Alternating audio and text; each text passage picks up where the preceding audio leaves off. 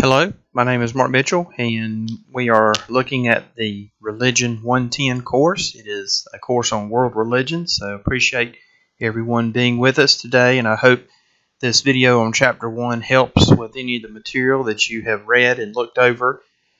But I wanted to make some comments today based on some of the slides and, again, the content in Chapter 1. So our book starts out, and it does start to mention some of the key theorists, but before that, you really need to back up and talk about the definition of religion. I know for many of your classes, definitions are something that you see all the time, and that's a good thing. But what our book starts to define religion as is to join or reconnect.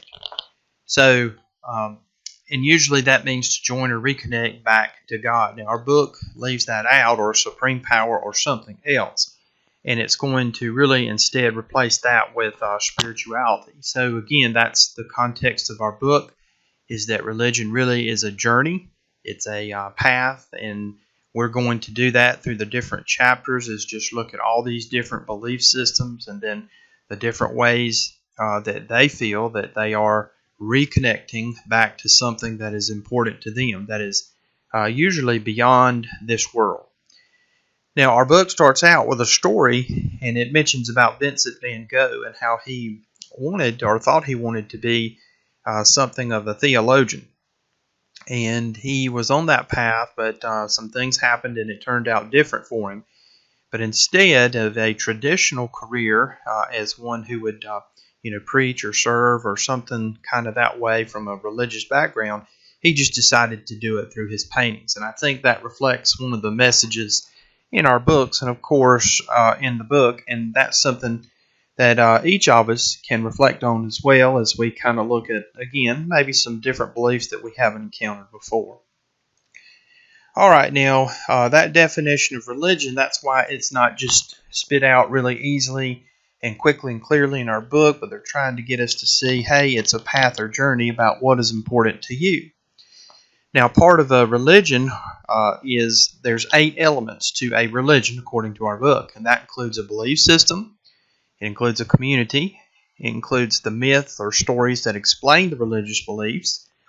It means that there are also ritual beliefs, that's another element, the different ceremonies that people do to say they're part of a religion. They have ethics in a religion. All religions do that. There's an emotional experience to a religion.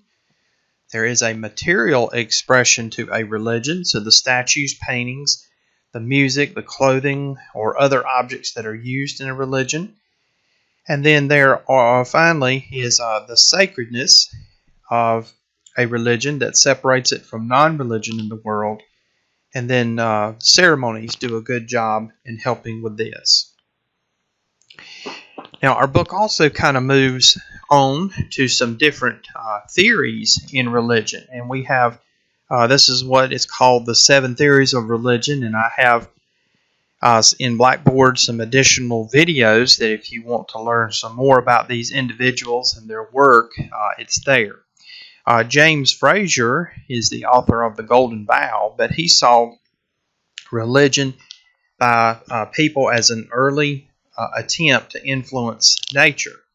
And then he identified, as the slide says, religion as an intermediate stage between magic and science. So he sees really these earlier religions as kind of more undeveloped as opposed to what happens with scientific thought and behavior. Now, Frazier is an anthropologist. We have another anthropologist in our list. We have some psychologists. We also have some sociologists, and then theologian as well. Sigmund Freud, the probably most recognizable name, and William James are 2 psychologists. But what Freud basically argues is that the belief in God really arises because children, when they're young, they see their parents as these authority figures. And these authority figures are then kind of projected into a sense of what we know as God. So there are good experiences that we have. There are bad experiences that we have. And adults, as children age to adults, they are trying to deal with all these anxieties that they have experienced. And so he thinks religion develops out of this sort of conflict, if you will. And he has also written several books on this idea of the value of religion. So Freud was not really too much of a religious person, but interested in how it affected behavior. Now, of all the theories that we have, it seems the most positive, or one of the most positive, is William James, again, another psychologist. And he was one, for example, who started his education as art, and then he went to medicine. He was interested in how medicine changed behavior. And then, for example, he got interested in how behavior and psychological needs influenced one's behavior. And then that's how he got into psychology. And then later on, he saw how religion could produce a positive influence in the life of individuals. And what he called it was a new zest to living. So it gave people a reason to live. And we'll, I guess, come back to that near the end of the time today. Our first theologian is Rudolf Otto. And again, a lot of these men wrote books, but he would argue that religions emerge, and they do that, but there's a lot of mystery in them. And that mystery, for example, can cause people to, again, have positive and negative behavioral traits, such as fascination or trembling. Now, his theory basically says most of the time we go through life and we're just really not fascinated. We kind of take things for granted. But then, through nature, we might encounter an event that really catches our attention. And so it could be a violent thunderstorm or something else. But that's where he says religion kind of kicks in. It is something there that it depicts the world in either this wonderful way, fascinating way that makes us think, that stops us, or it could be something that was really terrifying. And so there are aspects of religion that follow right along what Otto is trying to say here. Carl Jung, another psychologist, he disagreed with Freud's on some issues, but he would argue that religion is basically a matter of personal fulfillment, and that's what he termed individuation. So for Jung, religion is just a person's response to the complexity and depth of reality. It's how they're going to go about and make the most of life and become all that they can be. So that sounds, again, maybe one that's a little more positive too. Now, when people can, think a little bit differently on these, and if you disagree, that's fine.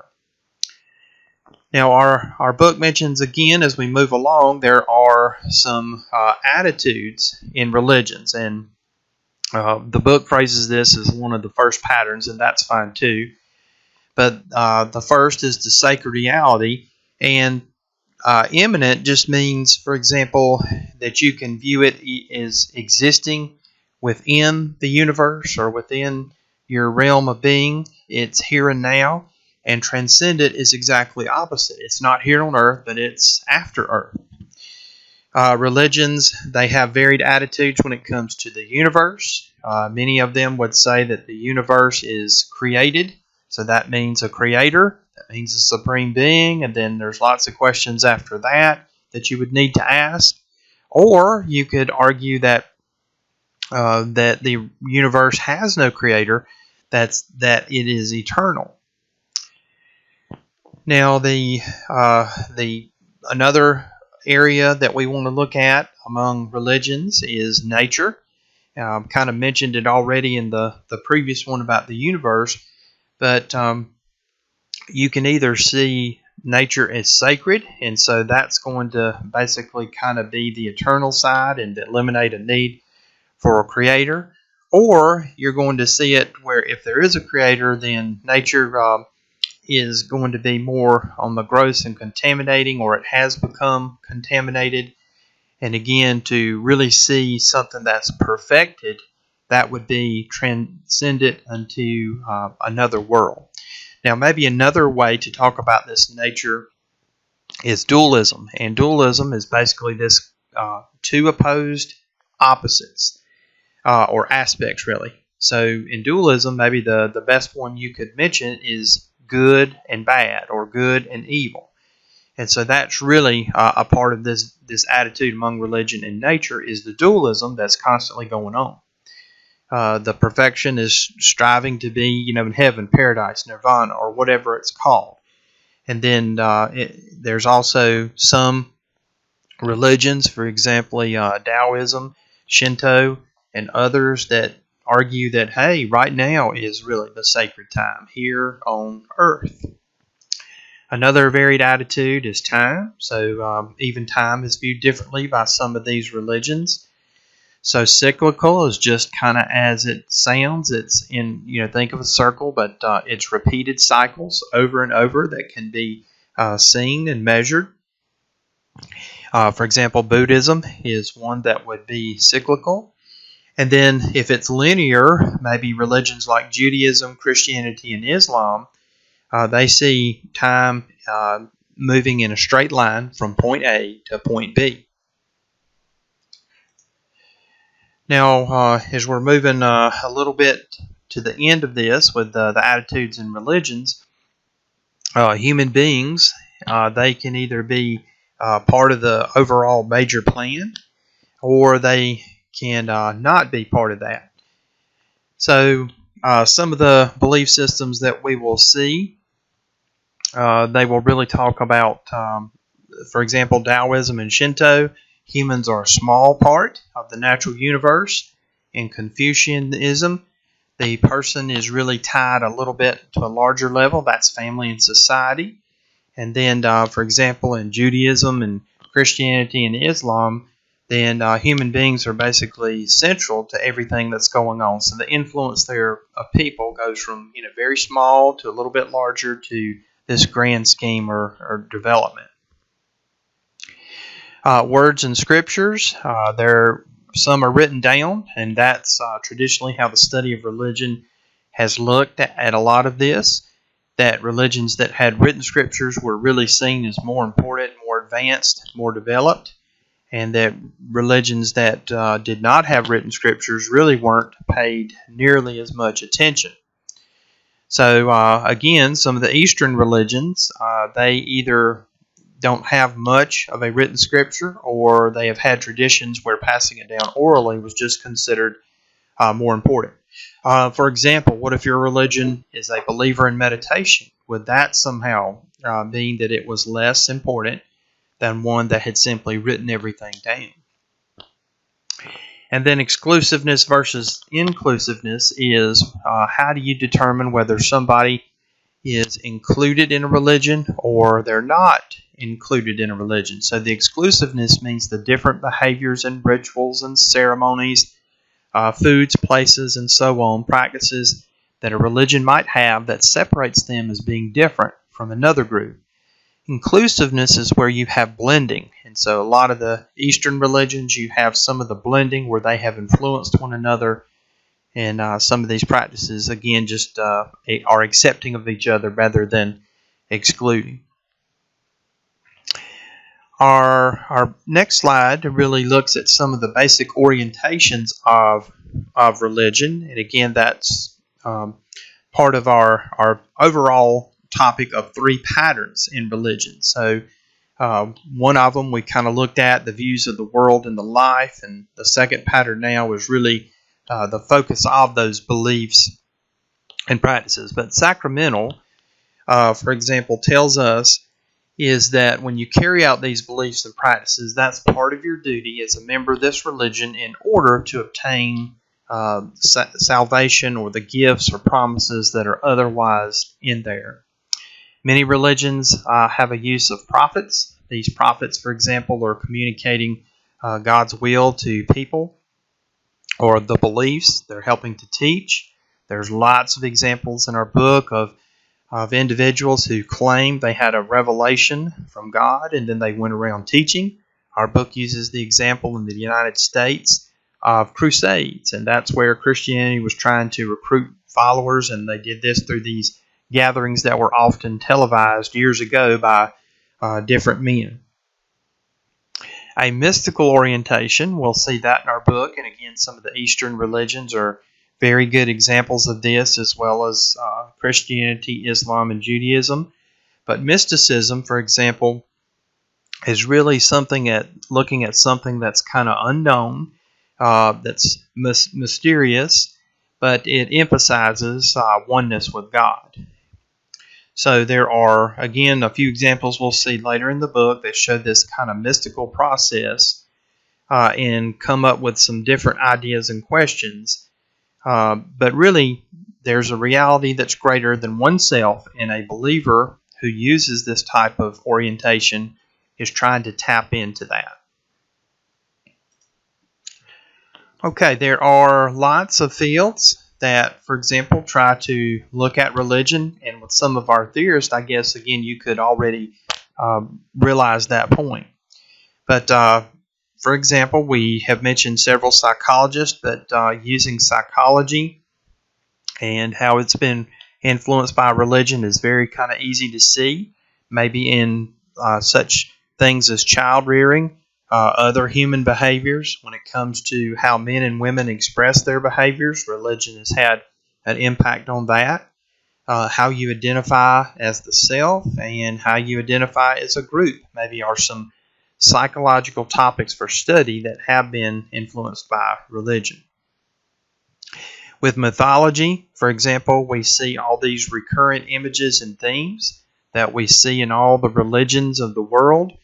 For example, a common topic that appears is a tree of knowledge. When it comes to heaven and getting there, there is a ladder to heaven. There is a quest for immortality and the fountain of life. There's usually stories that involve a holy mountain. There are stories that emphasize a newborn child, but the hero, the conquering hero, whether there's a battle or not, the cosmic battle maybe with dualism and good versus evil. And then maybe one final example is the teacher who is the elderly teacher of wisdom. Philosophy is maybe a counterpoint to religion. So philosophy, instead of endorsing emotion, that religion certainly does that, it really does not. And philosophy as an academic discipline would not just automatically accept the answers given to life's greatest questions that religion tries to answer. So some of those is what is the purpose of life? How do I live a meaningful life? What happens after death? Philosophy would try to answer these questions, but really without the ritual and the emotion that religion really thrives upon. Theology itself is the study really of religion, of the divine. And in most cases with theology, one is studying their own belief system. The arts, believe it or not, are also influenced by religion, and so many of the patterns, rhythms are really or could have some religious significance, such as halos or circles that might suggest perfection or, again, something transcendent from the physical world. Religious buildings often use symmetry. The different types of styles that are used and the height may have significant religious meaning. The next study that's been influenced by religion that I want to look at for a second, we've already had an anthropologist, but of course is anthropology. But we can see, for example, the study of people, the study of man is what anthropology is. But it deals with many issues that would be important to religion, such as family interaction, individual behaviors and roles, marriage. We've already mentioned child rearing, the division of labor, social hierarchies, how we rank people from top to bottom, are just a few of the things that have influenced anthropology through religion. A couple others on the slides, and then we'll finish this topic out, is archaeology. And again, you can look at old civilizations and remaining buildings, can get an idea of how cultures lived, and then maybe how this blending of religion that we mentioned earlier might take place.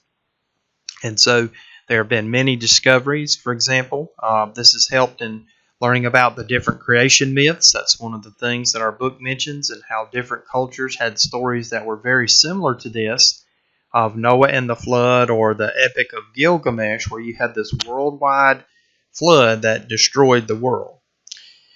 And once different languages are understood, then this understanding can be even taken to a greater degree.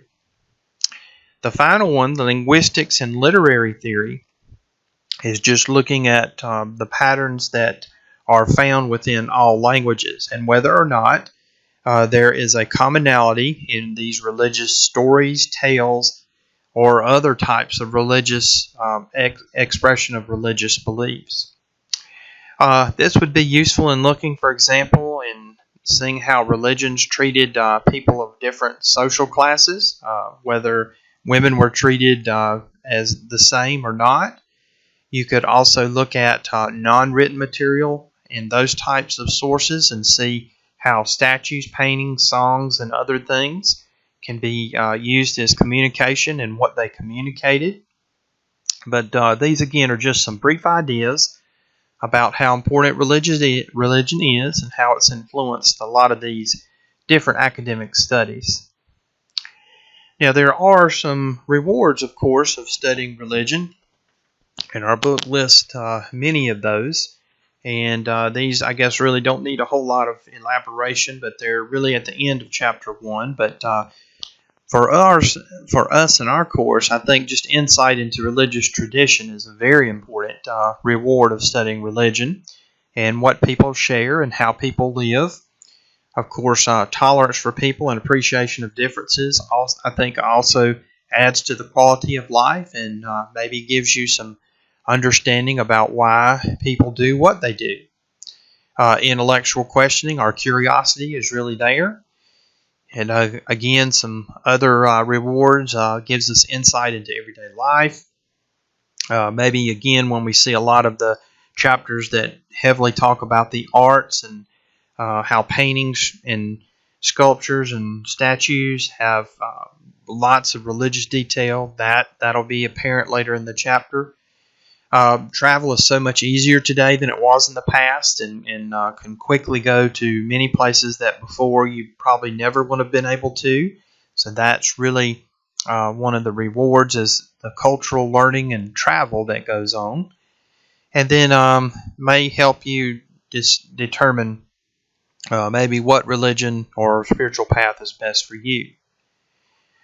Now, our book also mentioned a couple things before we get to the end of the chapter. I wanted to, but we looked at a couple of what our book calls is the patterns among religions. Now, we looked at the first one, and that started with the view of the world and life, with the nature of sacred reality, and some several terms after that.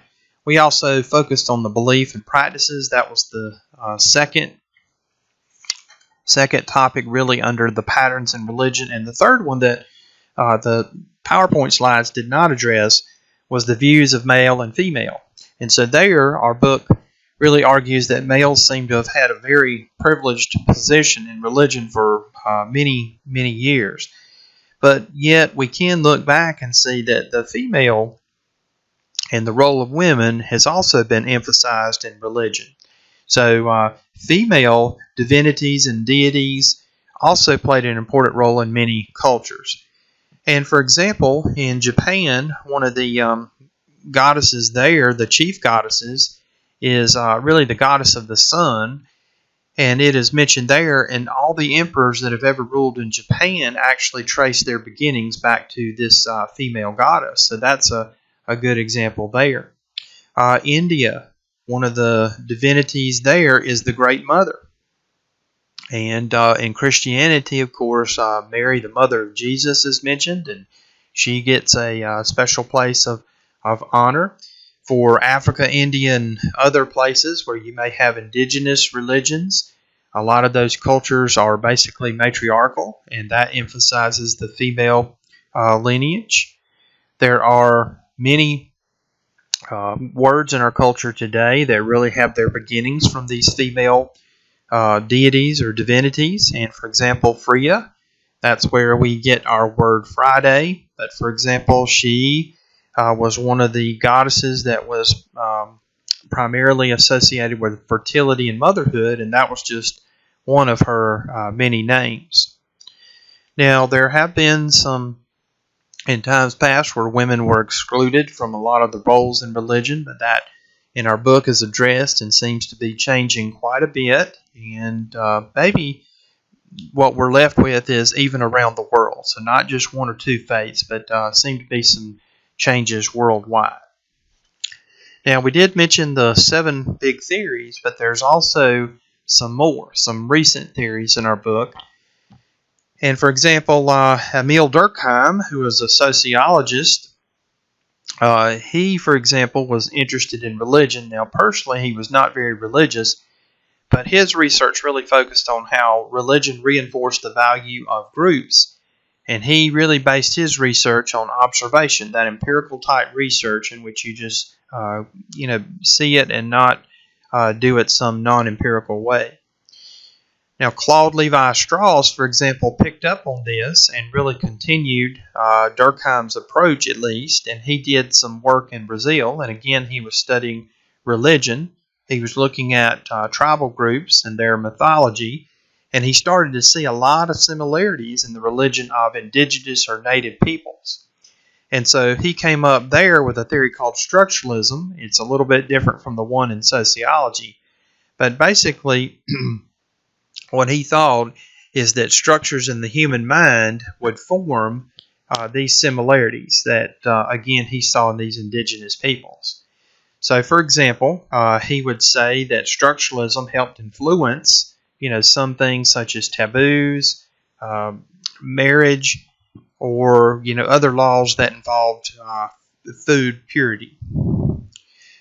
Michel Foucault, a Frenchman, that's a male, but he kind of thought, well, hey, that's overemphasizing the group. We need to back up and slow it up and really talk about the individual experience when it comes to religion. And so he's done a lot of other research in other areas, but when it comes to religion, he focused his attention on those who might be marginalized in society. Jacques Derrida is a Frenchman, a philosopher, and he came up with a theory of deconstruction, which is really trying to find additional meanings in any type of material. So instead of interpreting one way, what they would try to do is to find other meanings in what was going on. A couple others, and then this section will be through just some other theories of religion is what we're mentioning. But E. Evans Pritchard, and again, he was an anthropologist and did some living among people in Africa. And again, he had some theories that were pretty much in line like we've covered. And then Clifford Geertz was another anthropologist, and he lived in Indonesia, among other places. And again, watched the people there and wrote about their practices. And then his specific term for what he saw and how he described things there was called thick description. So that was the meaning of these religious practices and behaviors that people engaged in for the people who did it and for the people who were there observing it. So that might be some more theories. I don't have any videos for those. I thought the others were enough. That would get us about 15 different theories, and that seems a bit too much. Our book kind of ends with the last slides and just some terminology, and I do have an activity there in Blackboard that emphasizes some of those key terms, and you're welcome to use that. I hope that helps. But a lot of these are very familiar. Maybe pantheism is new, but that's the idea that everything is divine. And we'll see, that'll make some more sense later on, maybe with another term called animism. There are different terms, but it's this idea that instead of one God or many gods or none, that everything actually has a divine status. We've looked at transcendent and immanent, and immanent being, right here, right now, and transcendent is the beyond. A lot of religious or your religious beliefs may be either one of these. And then somebody who's agnostic says, well, hey, there's not enough proof to know whether God exists. So many people would argue that you cannot prove a lot of these things either way, and again, that's something people have to decide on. So I hope this wasn't too long. Again, trying to help with some of the material. I know we have a good book. It's long, but again, if I can help you, just let me know. Thank you, and I hope you have a good day.